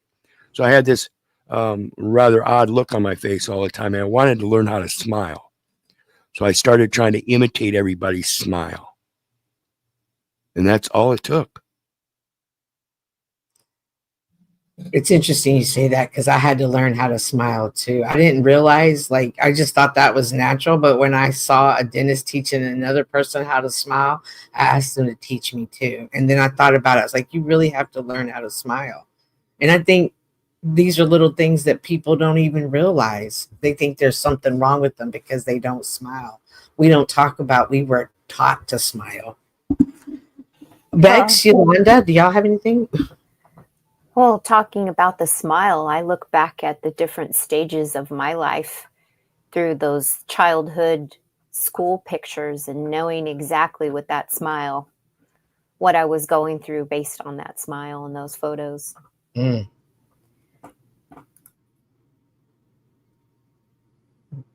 Bex, I would love to hear anything you would have. Thank you. Hopefully my phone doesn't cut out in the middle of this. I'm at 1%. So And I did get a little distracted for the last 10 minutes trying to get back here. So I might be a few minutes behind. You're right on time. Oh, thank you. I mean, in terms of jumping in on the conversation, I missed the end. No, I didn't miss the end of the video, but I cut it right thereafter. Anyways, yeah, I just we're talking about smiling, and or how you got over childhood trauma, or what strengthening your mind. Yes, exactly. Yeah, or even having that strength of mind to begin with, you know, like when you were telling your story of your mom and her discipline, I can remember my mom telling stories of, you know, of like going to spank our bum on the way up the stairs. Like, I don't remember my household being a spanking household. I don't remember there being punitive punishment in schools. But I also know that if there was, I would have done everything to stay away from being hit, right? So, and I know that that's not necessarily possible in abusive environments. But my mom was a threatener. So I always have told the story, like, oh, in my household, like, I think my brother got spanked once and that was enough of a threat for all of us. But I could also have repressed memories of a culture that actually really did just run around smacking us all on the head, because that's what the 70s were, right? We did get hit and corrected. And so yeah, my point is that my mom tells a story of, you know, hitting my butt on the way up the stairs, you know, like she would, and hard, sending people to their room. And since I was small enough to be hit and sent up to my room without being carried up, which normally doesn't happen, that kind of discipline, my mom said I would turn around and raise my hand to hit right back at her, right? Like there was no fear. There was no sense of, you know, of instant, instant understanding of why I might be being corrected, right? So yeah, I don't, I think that my character, you know, my personality is to stand up to that kind of mistreatment, regardless of social hierarchy and roles. And the stories go back to as far as me being 2 years old. But my nature is to move forward with the best of memories, and people could call it toxic positivity, but I'm a deep ruminator, actually. I think about things for a very long time and think and do struggle letting go of some things. But I also know that, you know, my nature is to see the best and hope for the best outcome in any situation. And in essence, whether I'm having an over emotional reaction and nullifying my emotions through rage or upset, or whether somebody else is doing that and my nature is to look for the best in the situation, I will forget. I actually will forget what has been done to me. And I think that makes forgiveness easy. You know, I've got enough of those deep grooves that Yolanda was talking about in the beginning of the program, like the forest, you know, the walk through path. Like, I mean, fuck, my grooves are so deep, I can just like pack shit in there. Be like, oh, you want to think about something for 4 years or 8 years or 16 years or 2 months? You know, I got paths that will take those things and sit on them for ages. And I appreciate those. If that was mental unwellness, that gave me those pathways, then I'm grateful to have learned how to work with them and not even necessarily like heal them all, but fill them with what I choose to think about, you know? Anyways, end monologue, and still holding at 1%, friends. Thank you so much. Thank you so much. Awesome. Thank you so much. First of all, thank both of you for sharing the stories. Yolanda, did you have anything to add? I just was thinking of when Keith was talking about when he got spanked and when Bex got spanked, and the difference in terms of trauma response and remembering how the adults were in my life when I was younger.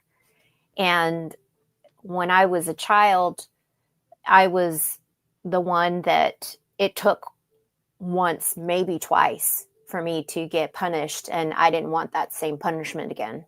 My sister was the opposite. My sister would get smacked with the wooden spoon and turn around and laugh at my aunt when she did it.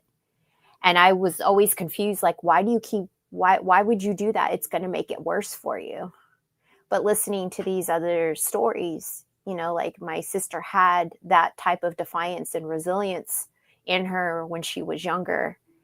And when I finally became defiant and resilient was when I was a teenager.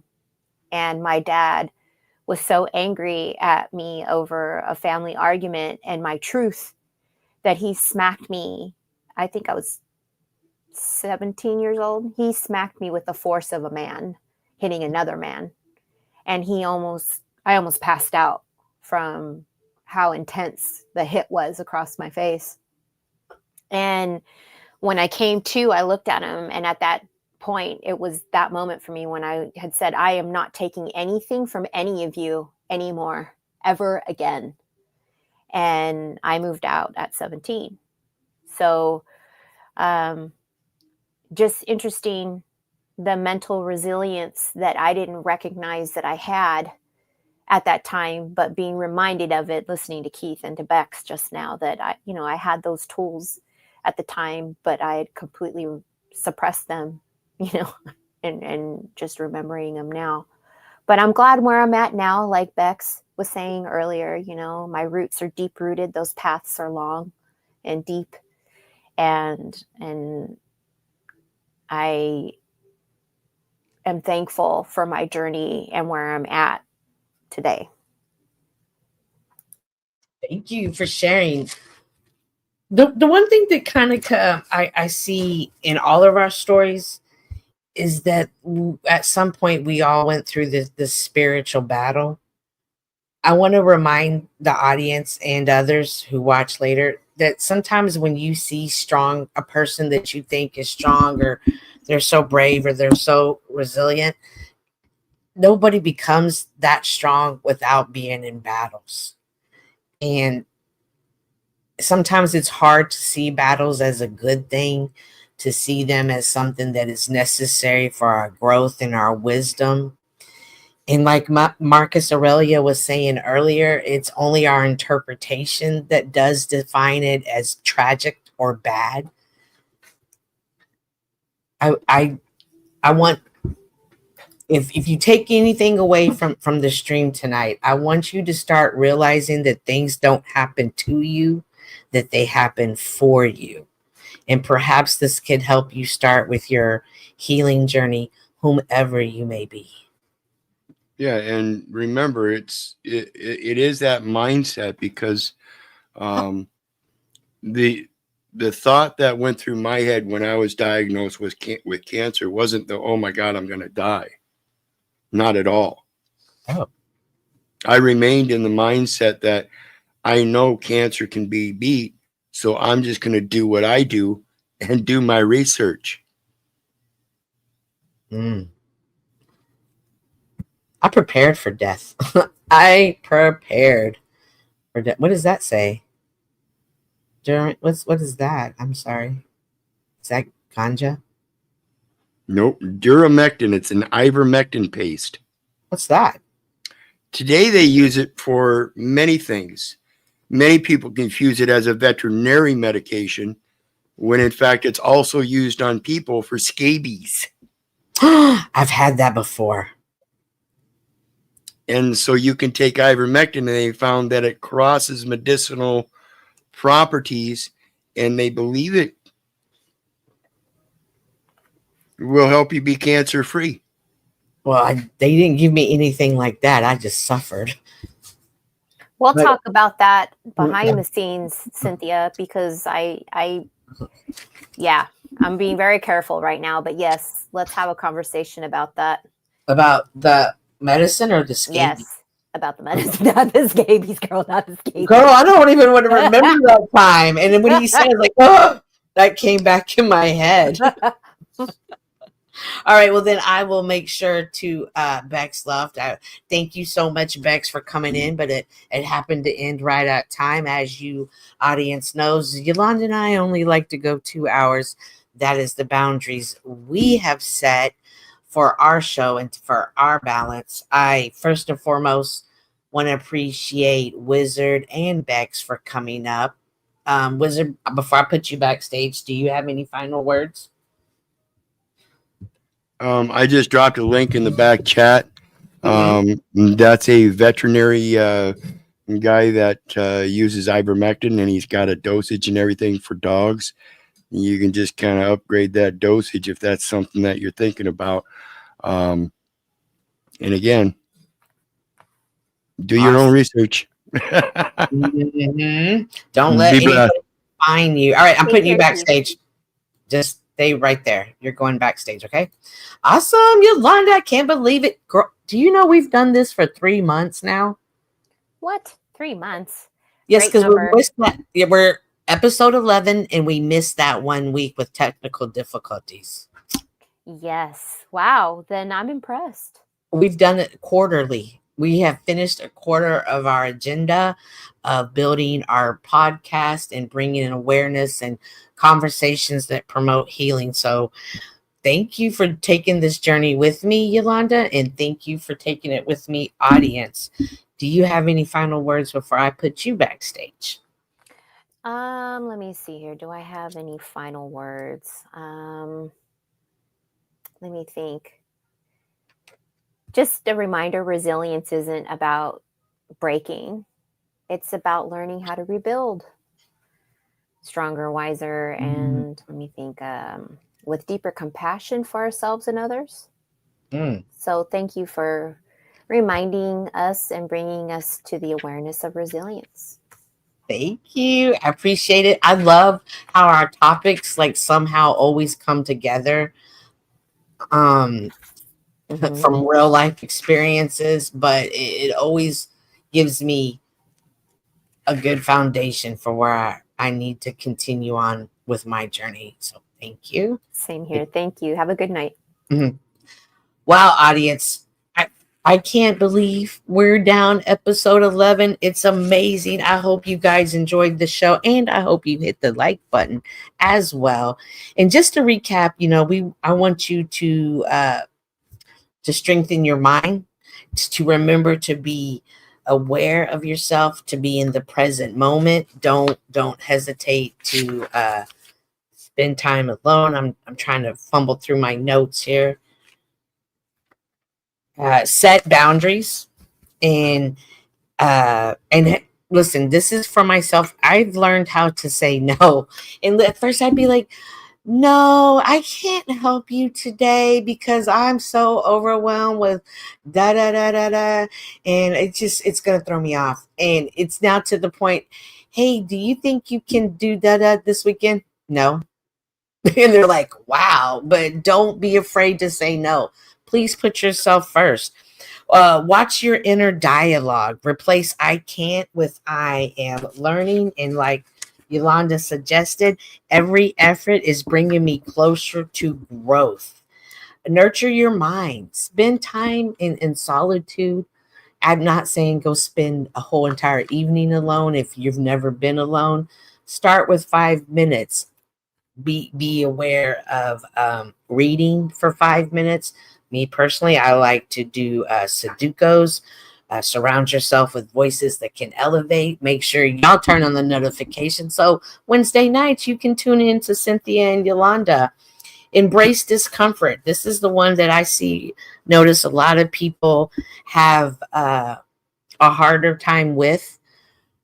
And I myself one time had been in that as well. However, when I look at something that's discomforting, you never know what's on the other side and how beautiful it can be. And the one advice that I liked most from Wizard is he doesn't let anybody define you. And I say that as well. Don't let anybody tell you who you are and who you are not. Take the time to know yourself. Take the time to love on yourself and appreciate yourself. Because if you are alive, On July 2nd, 2025, you are a survivor. And I want you to look at yourself and see yourself in that light as a survivor. Now, we all know who I love to go out with on moments like this. A couple reasons I wanted to come to you tonight. You all are the age of being my children. And I want to talk to you as a parent maybe has never talked to you before. You're only here once. God has bestowed you with life. He could have made you a rose that lasted 7 days or a butterfly that only lasted 3 weeks. But he chose to give you the highest form of life, that of being a human being. And with that, he gave you goals and dreams. And I'm here to tell you, and I don't really know you, but there's no one in here who can achieve health and who cannot achieve success. Wise words indeed from a man who just wanted the best from everyone. I hope that you see yourselves as that and understand you were made for a purpose. Thank you again for tuning in this evening, and I look forward to seeing you guys again next week.